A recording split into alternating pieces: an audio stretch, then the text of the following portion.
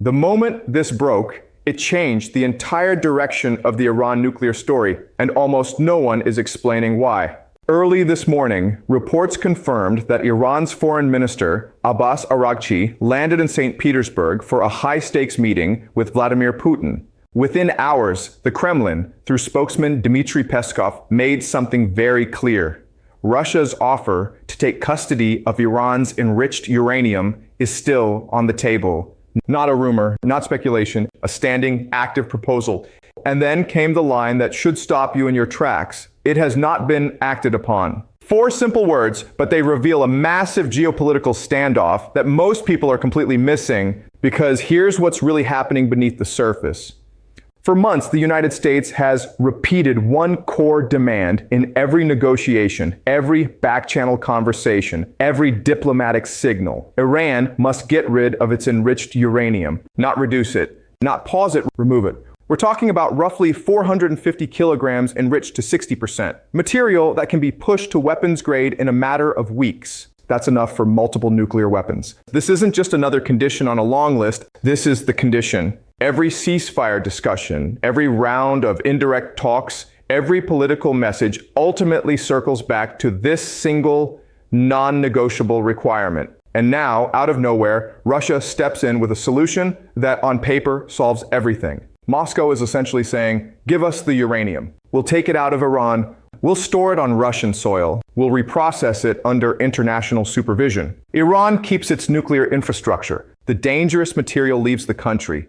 The global community, including watchdogs like the International Atomic Energy Agency, can monitor the entire process. No war, no strikes, no escalation.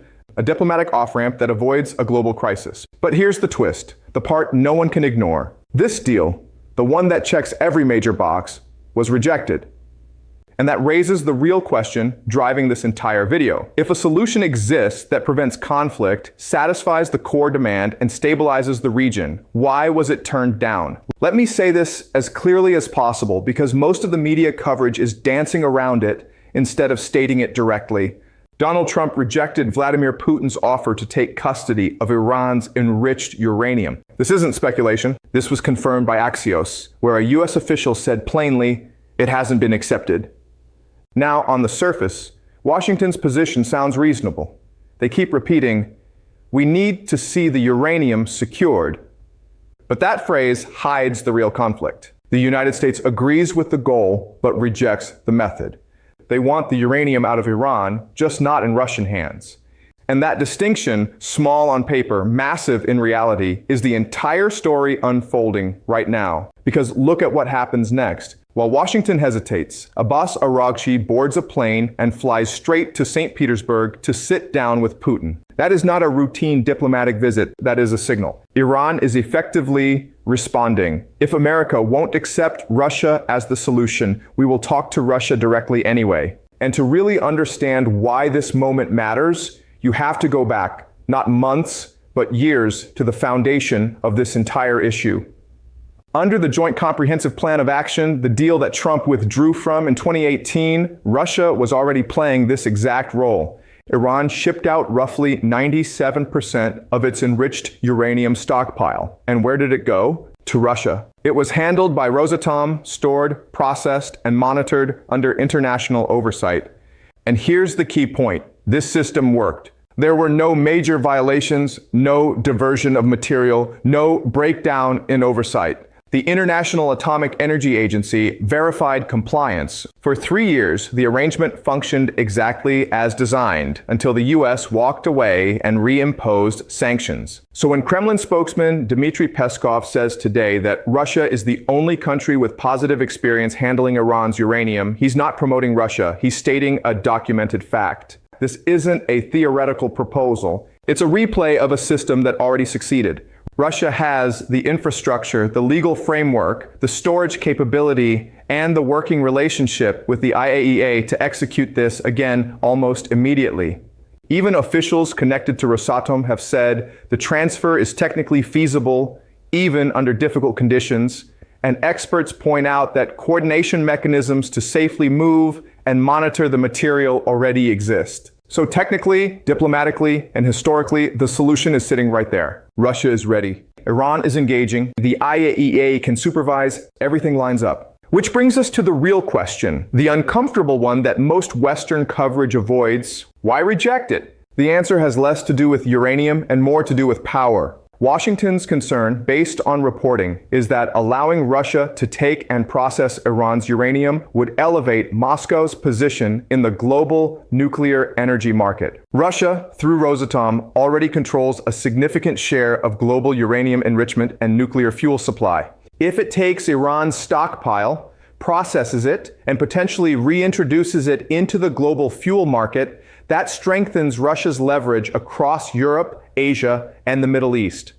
For the United States, which has spent years trying to reduce dependence on Russian nuclear services, that's a strategic loss. And to be fair, that concern is not irrational. It's a coherent geopolitical calculation. But here's the cost of that decision, and it's a serious one. By rejecting Russia as the custodian, the U.S. is effectively demanding that Iran give up its uranium through a channel that does not benefit Russia. The problem? Those alternative channels barely exist in reality. Iran is extremely unlikely to hand over its uranium directly to the United States. It is just as unlikely to trust U.S. allies like France or Japan with that material. And the idea of destroying the uranium inside Iran would require a level of cooperation and trust that simply isn't there. So what you're left with is a paradox. The U.S. wants the uranium gone. Russia offers a proven way to remove it. Iran is willing to talk about it. But because of who controls the solution, not what the solution achieves, the deal stalls. And that is exactly why today's meeting in St. Petersburg matters far more than it appears on the surface. So where does that leave the United States right now? In a position that's far more constrained than it appears on the surface. By rejecting Vladimir Putin's uranium proposal, Washington has effectively boxed itself into a corner. The only mechanism on the table that has actually worked before, the only one with a proven track record, has already been dismissed. And while American officials search for an alternative that doesn't currently exist, one critical fact remains unchanged. Iran's enriched uranium stays inside Iran. That means the pressure campaign continues, instability in global energy markets persists, oil prices remain elevated, and the broader conflict drags on without a clear off-ramp. Now, look at Abbas Araghchi's move today in that context. His flight to St. Petersburg is not just diplomacy, it's strategy. Iran understands exactly the position the U.S. has put itself in. Tehran knows Washington rejected the Russian mechanism. It knows there is no ready substitute. And most importantly, it knows that without resolving the uranium issue, the United States cannot bring this crisis to an end on its own terms. So instead of waiting, Iran is leaning into the one channel that still exists, Russia. And then Araghchi adds another layer to this when he speaks to Iranian state media. He describes the visit as a good opportunity for consultations with Moscow and emphasizes that these discussions are especially important at this stage. That phrase is doing a lot of work. At this stage, signals urgency, timing, and leverage. It tells you this is not routine coordination. It's a moment where the balance of influence is shifting. Talks are stalled, Washington is hesitating, and the uranium question remains unresolved. In that vacuum, Russia's role doesn't shrink, it expands. Why? Because as Dmitry Peskov confirmed, the offer is still there. The mechanism exists. And by physically showing up in Russia, Iran is sending a message without saying it outright. The solution is available, it's operational, and it's waiting. But the United States chose not to use it. At the same time, Iran is making sure that if Washington eventually changes its position, or if pressure mounts from global markets and allies dependent on stability in choke points like the Strait of Hormuz, the infrastructure for a deal is already in place and ready to move. Now add China to this equation, because what Beijing is not saying today is just as important as what Moscow is saying. Before Araghchi even boarded his flight, he spoke with Wang Yi. That call happened before consultations with several regional players, which tells you something about priority and alignment.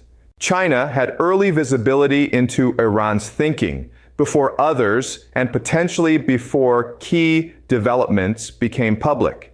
And yet today, China has remained completely silent. No statements about the visit, no reaction to the uranium proposal, no public positioning at all. But that silence should not be mistaken for absence. China's relationship with Iran's strategic programs runs deep. There are multiple intelligence assessments pointing to Chinese components in Iran's missile systems. And Iran's military technology ecosystem has long relied on both Russian and Chinese inputs. Just days ago, China and Russia held discussions with the International Atomic Energy Agency specifically about Iran's nuclear program. That meeting happened on April 24th, just 3 days before Aragchi arrives in St. Petersburg. That sequence is not random. It suggests coordination, planning, alignment before action. So what you're seeing is a layered process. The IAEA meeting acts as a coordination phase. Today's meeting in Russia looks more like an execution phase. And China? China is observing from a position of quiet strength. The country that has already secured long-term energy ties with Iran and has the economic leverage to shape outcomes without making noise. Which brings us back to the structural problem facing the United States. It's not just a diplomatic disagreement, it's a strategic dilemma. Washington needs Iran's uranium removed.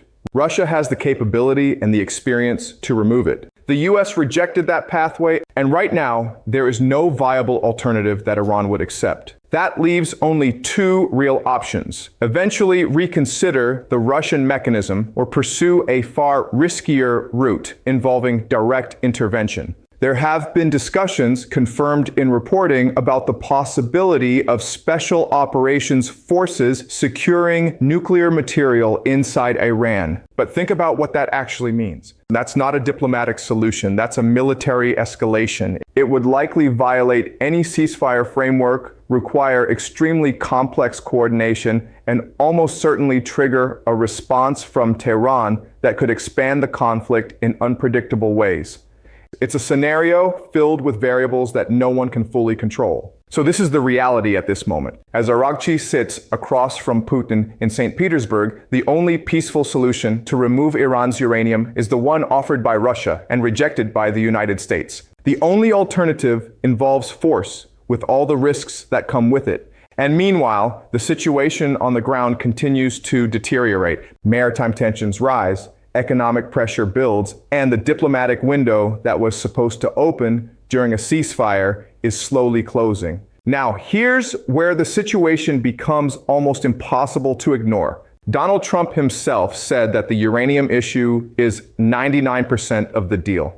That's not an interpretation, that's his framing. J.D. Vance echoed the same idea. So, if the uranium question represents nearly the entire agreement and the only workable mechanism to resolve it has already been rejected, then what you're really looking at is this. The United States has effectively blocked 99% of its own pathway to a deal. That's not a minor diplomatic setback. That's the core of the entire process.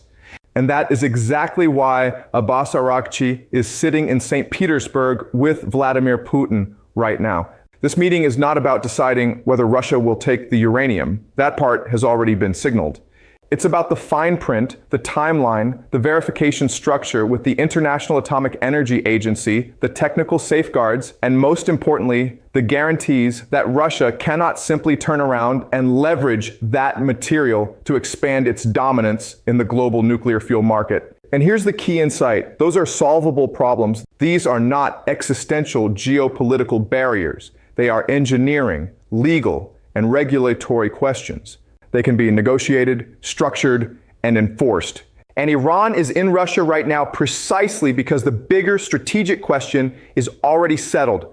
Russia is willing. Iran is open to it. The IAEA can oversee it. The only missing piece in this equation is a yes from Washington. Now, to be fair, there is a counter-argument, and it deserves to be addressed directly. The concern is that Russia is not acting out of goodwill. Vladimir Putin is not offering to take Iran's uranium as a favor to the international community. He's doing it because it gives Moscow leverage.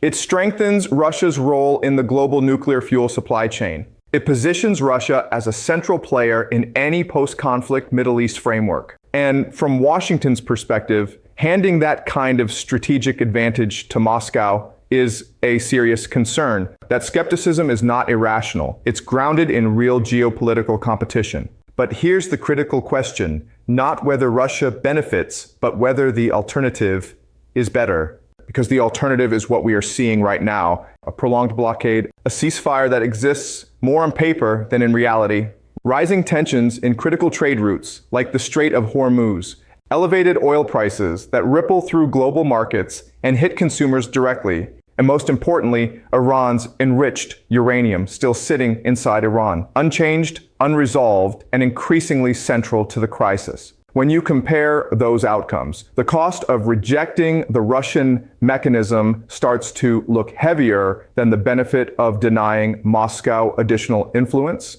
That's the calculation that was made and rejected. And that rejection is exactly why Araghchi is in St. Petersburg today, while Washington is effectively waiting for a different solution to appear. Now, looking forward, the next phase of this story becomes even more important. What's likely happening behind closed doors right now is not abstract discussion, but refinement. Russia is expected to present a more detailed, updated version of its uranium custody proposal, more specific than earlier versions. This would likely include clear timelines for transfer, defined storage conditions, structured IAEA oversight, and most crucially, explicit limitations on what Russia can do with the material once it has it.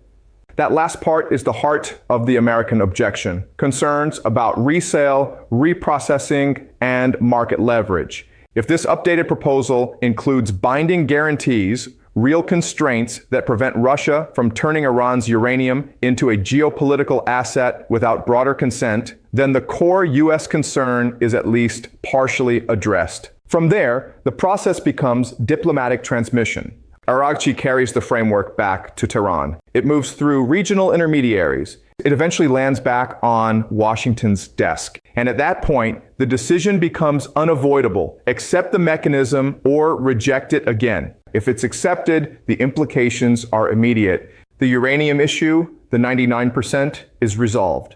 Pressure on global trade routes eases. The pathway to ending the conflict opens.